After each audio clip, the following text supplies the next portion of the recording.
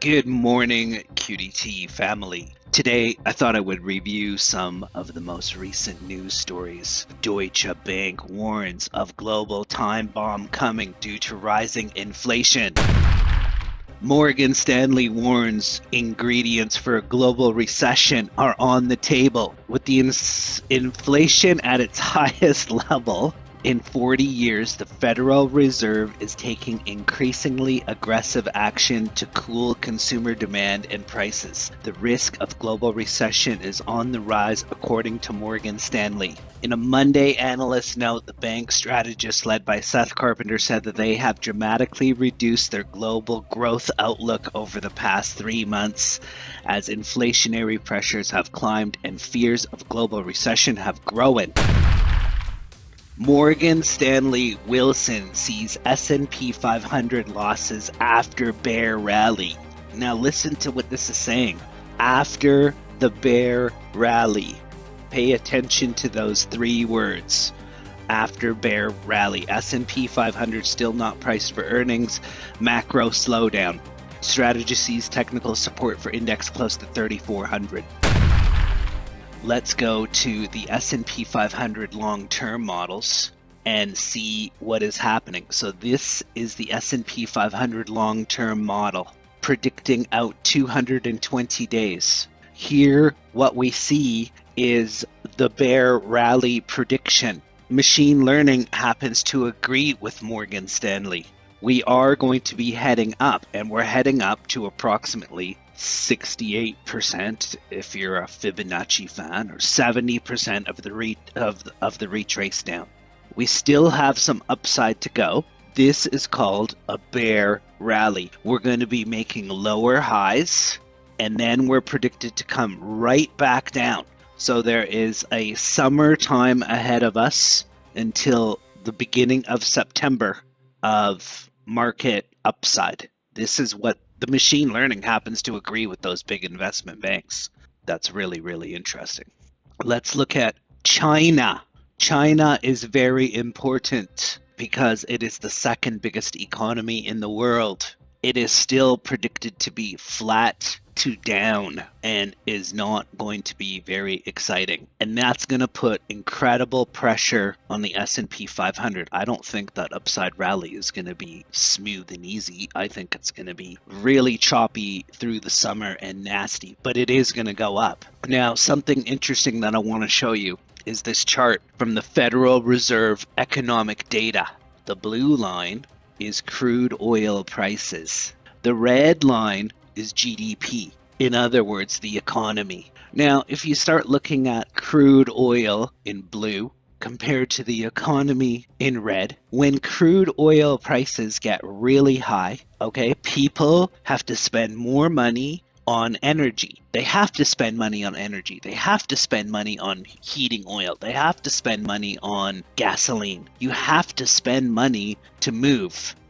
So therefore you have less disposable income to go shopping and to consume. And after a while, the pain gets too tough for the consumer and the economy goes down. You can see that crude oil prices spiked back here in 1990 and the economy came down. Crude oil prices spiked in 2000 and the economy came down. Crude oil spiked in 2008 and the economy came down. Look at what's happening now. Crude oil is spiking and the economy is going to come down. Not only is the Fed increasing its quantitative tightening, interest rate raising, liquidity being taken out of the market. Those are all bearish things. So the investment banks agree with machine learning. The crude oil analysis agrees with machine learning. Let's go look at crude oil. These are a little bit short-term models, but these models are still predicting crude oil to continue to head up. Crude oil is at $118 a barrel, and it is expected to continue to go up. I am going to be building some long-term crude oil models. This is all very interesting, and the investment banks with machine learning agree that this is the likely scenario that is going to happen, a rally and then a crash. If we know, now we are convinced that the market is going to head up to 70% and then come back down. What are we going to do about it? How do we make money? Okay, well, I can tell you right now that making money is not going to happen in Bitcoin. Bitcoin, I have been continually making more models for Bitcoin, and Bitcoin is looking more and more bearish. And now the long-term models for Bitcoin are saying 21,500. Bitcoin is going down. We have entered the crypto winter. This is winter time now for Bitcoin.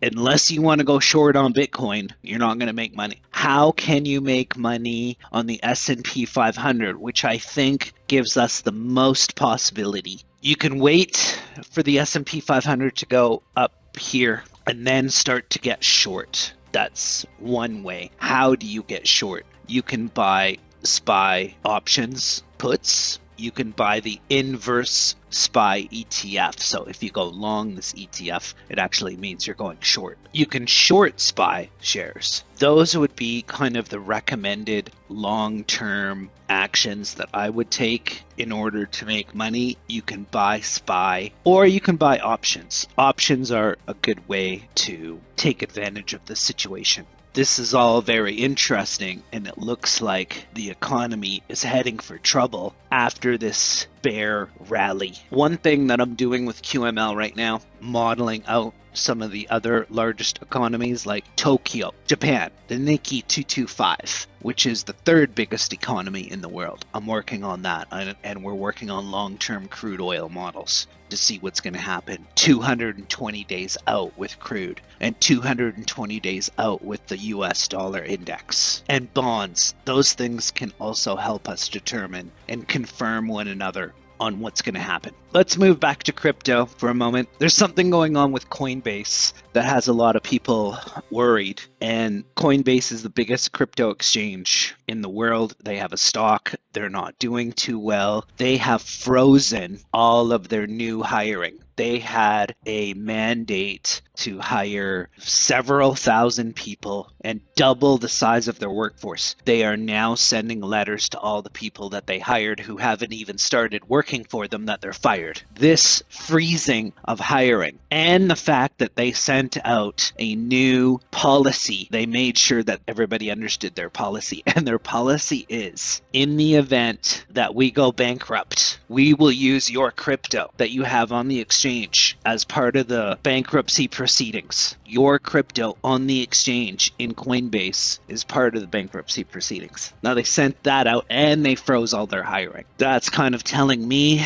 that they're probably in trouble. If you have money in Coinbase, I would strongly recommend you take it out. I can't tell you what to do. I don't have any money in Coinbase. You can do whatever you want. I am not a financial advisor. I cannot tell you what to do. I'm not trained as a financial advisor. This video is for educational purposes only. So that's it. Thank you very much for listening, everybody.